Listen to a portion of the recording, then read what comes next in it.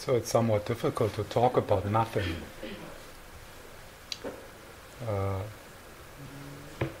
I hope I don't make it into something.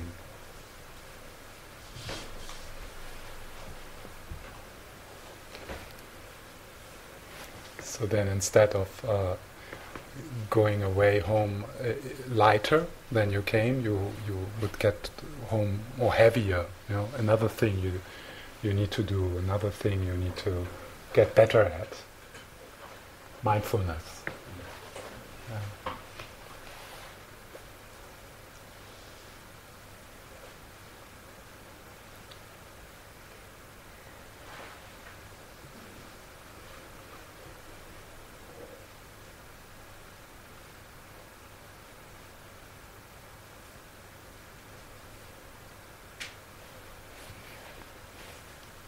So I will try to talk about nothing without making it into something.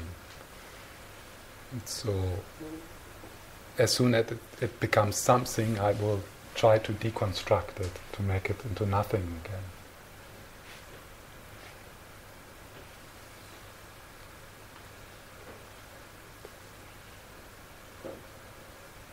It's also difficult to understand nothing because there's nothing to understand.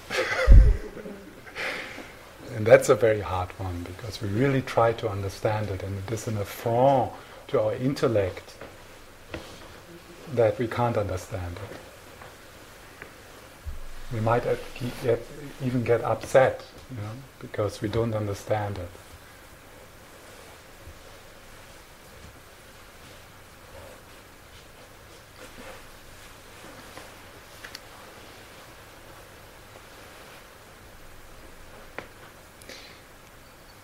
So I think most of us here, or maybe everyone,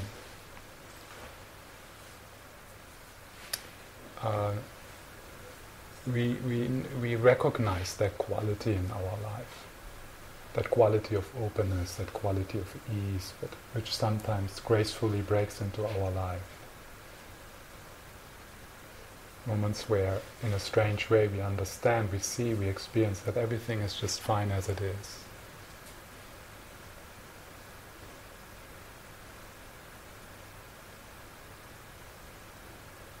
It's a very common human experience.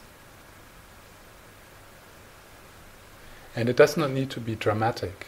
For some, it can be somewhat dramatic. Maybe you had an experience like that in the past. But it can be also very undramatic. Just, you have a stressful day and everything seems to be heavy and serious, and it's like you're lost in that story of the difficult and serious life.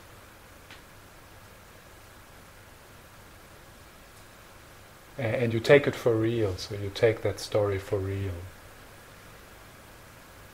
So we are in that place quite often. As soon as a bill arises with a post, and suddenly there is the story about how we didn't make it in life and how stupid we are, and that nobody loves us, and whatever that story is. It's like a prison we create through our stories, through our thoughts.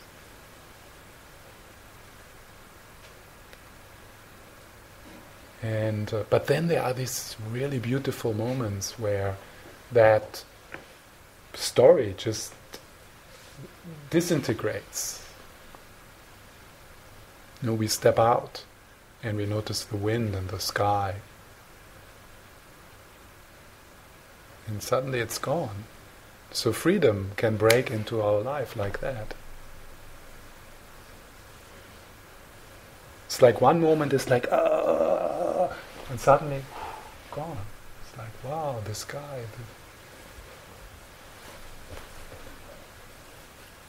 It happens with babies. I mean, if you meet babies, yeah.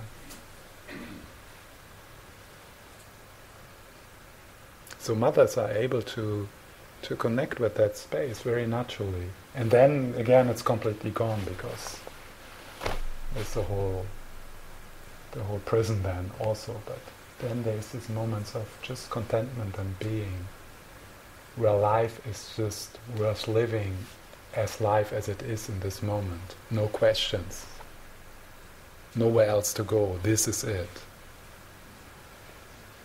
Nothing extra needed.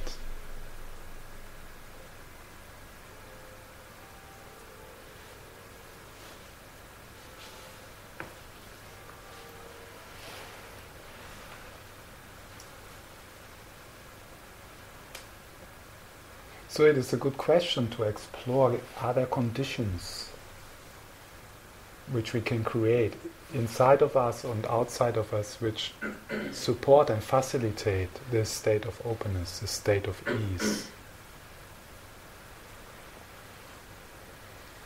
Some spiritual traditions say yes, there are conditions, inner and outer conditions. Some traditions says no. It's actually the belief that we need conditions to recognize that space, which prevents us to recognize that space.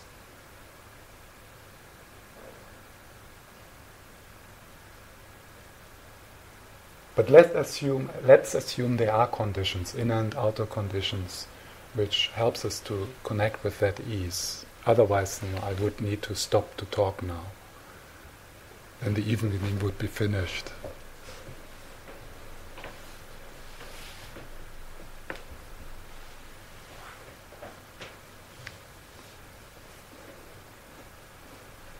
I haven't figured out that yet.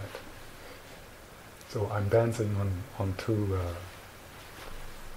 marriages. Two weddings. I'm dancing on two weddings with that. So let's say there are some conditions, inner and outer conditions, which facilitate a state of ease.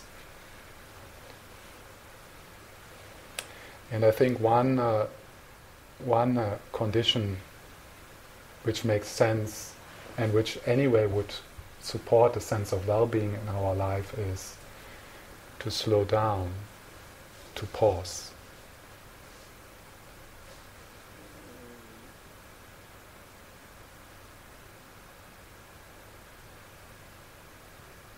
To slow down, to pause, to notice, to be aware. And if we run around like desperately to try to get somewhere, like everyone else, then it seems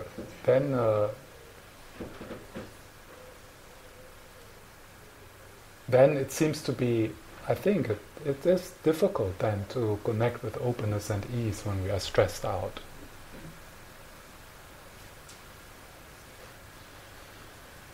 So this slowing down, making it a priority in our life, not to cram all our time with things to do, things where we need to get better at, but to create spaces in our life where we can be quiet and simple. And that's difficult. We are,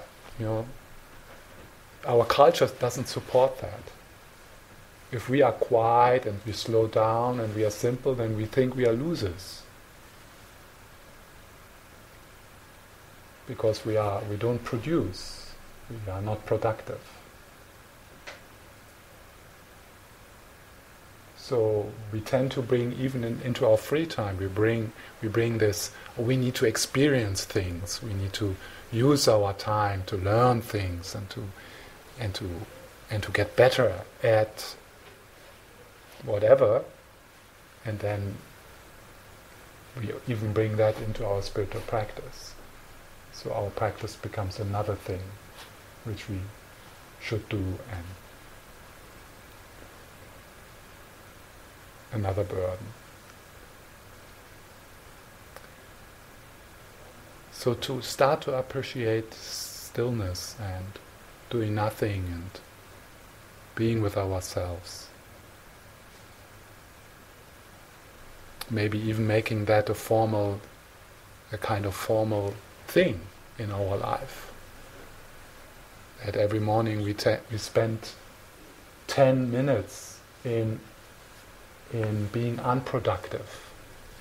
Like really 10 minutes, just wasting 10 minutes.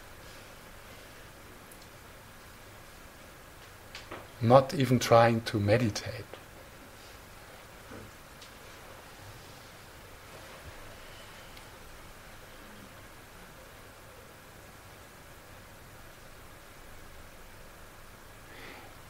And particular, of course, when that is particular ask of us to slow down and to create spaces like that, is particular the times when we feel there is no time for this. So there's this little, I don't know, maybe it's a joke, but the businessman who says, and mindfulness practitioner, businessman who says, when I notice that I think I don't have time for my 5 minutes meditation, then I meditate 10 minutes. Yeah?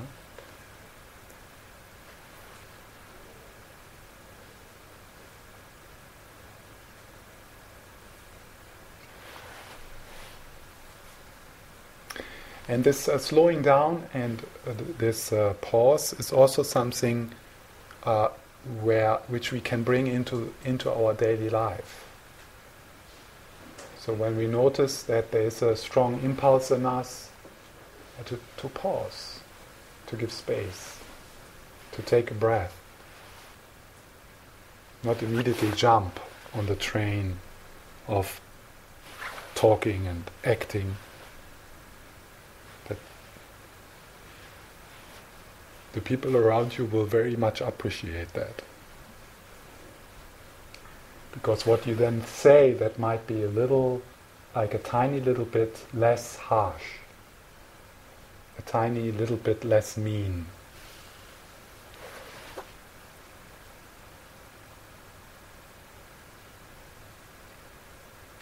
So notice in your life when you start to lean forward, like like a dog running after a bone.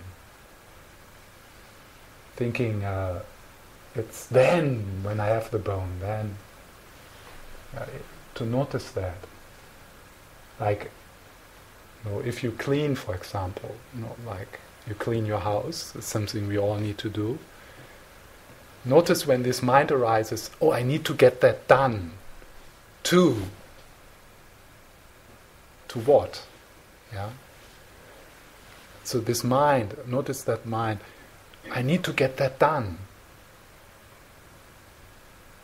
So we do that in our daily activities, but that is also a theme in our life. I'm doing that to get. I'm doing this education to get it done, and then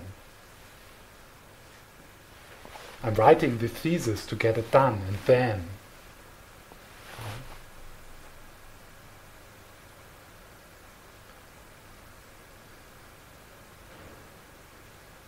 So when you notice that,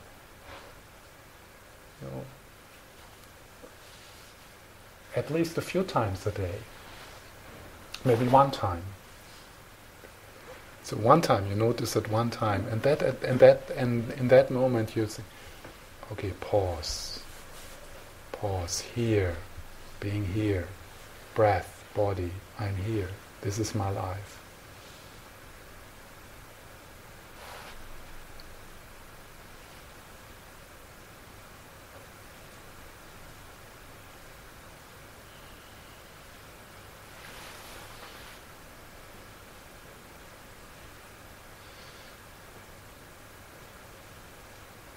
So the next word I wrote down is relax. Yeah? To pause, relax. And relax is not something which you can do. It's actually counterproductive to say relax. Yeah? Come on, relax. Hey, relax! Yeah?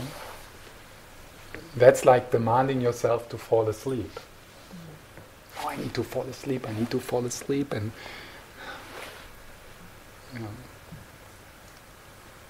so we relax when we stop to struggle. We relax when we accept what is.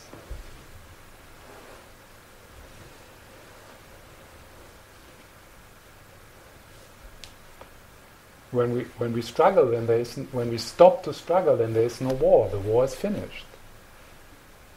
Actually, you can get up to enlightenment just with that, just to stop the struggle.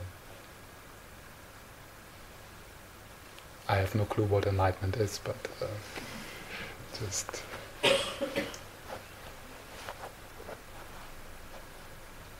But a Buddha definitely does not struggle anymore.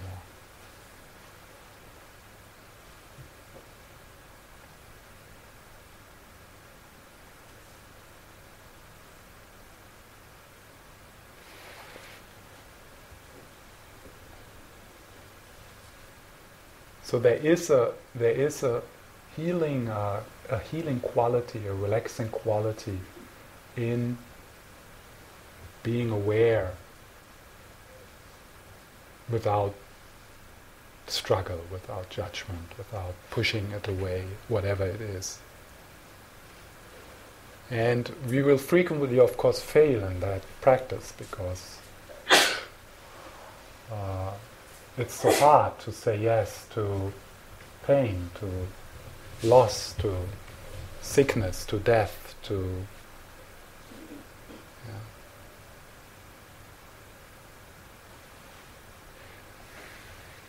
So this is not an invitation to become passive. Actually, the opposite happens. We waste so much energy with struggling with the present moment, with our feelings, with the thoughts we have. If that energy we could put into making a contribution in this world,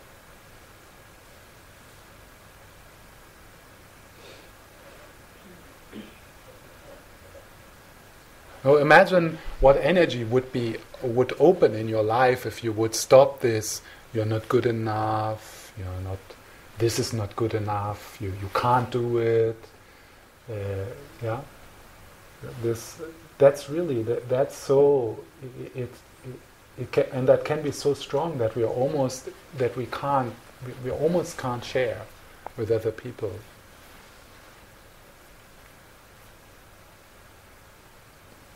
So it's to accept does not mean to accept injustice and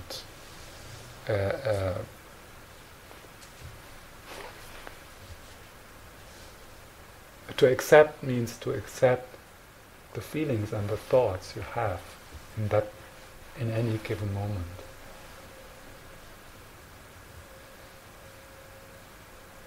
So that is also accepting anger, for example.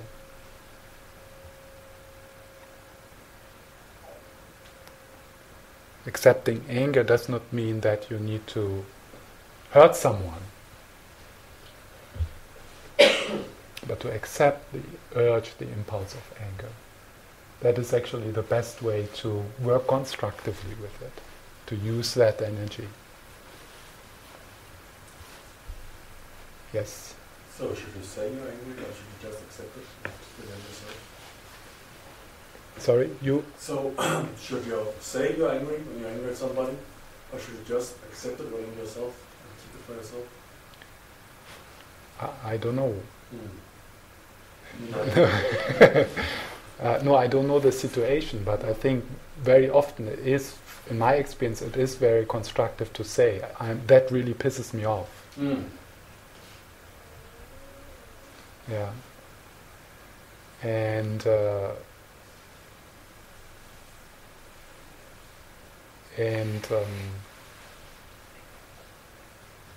no, anger has a very bad reputation in the Buddhist teachings. So there's like books written on how to transform anger, and and then lists of the harm anger does, and there's of course truth in this.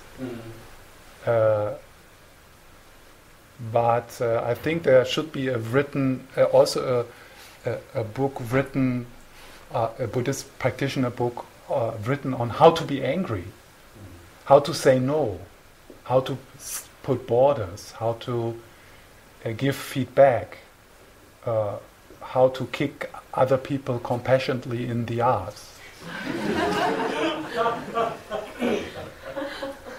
So I think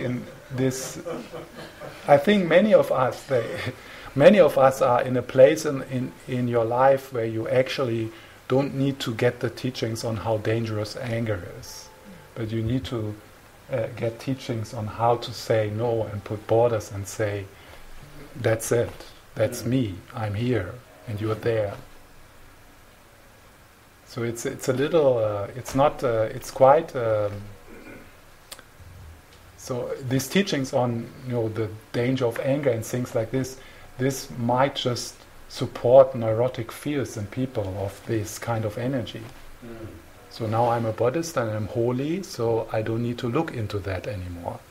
That I need to say no and that I need to say borders or need to set borders. But then there is, of course, we don't need to hurt people. We don't need to say mean things. We don't, and in a situation like that, it might help. Okay, I'm pissed off, and then to work with that energy in yourself and give space to it and notice how it changes, and then when it is kind of a little bit cooled down, then to work with that and to say whatever needs to be said.